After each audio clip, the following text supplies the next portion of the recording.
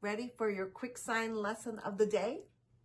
Today we're doing, where does it hurt? This is a really important emergency phrase, and we're going to use one of the versions of the sign for pain.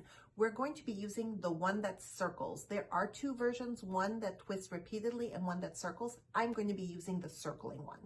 You're going to close up all your fingers except for the pointer finger and face the palms of your hands towards your body, circling the fingers towards each other. This is the sign for pain. Now in English, usually we say, where does it hurt? And we start with the question word. In ASL, we reverse that sentence. So we're going to sign pain, and then we're going to sign the question sign where. For this, there are two necessary parts of the sign. One is the actual movement of your hand, and the other is your body language. You cannot do this sign without paying attention to both. Let's talk about your hand position. You're using your dominant hand, arm relaxed by the side of your body, hand up. You're closing it up again, so you're just using your pointer finger and you're shaking it back and forth, side to side from the wrist. Not the arm, the wrist.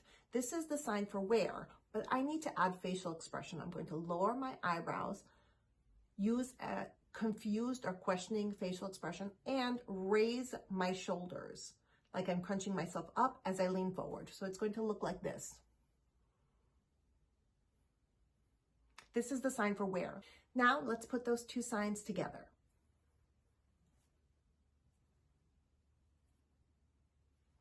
Pain where? Where does it hurt?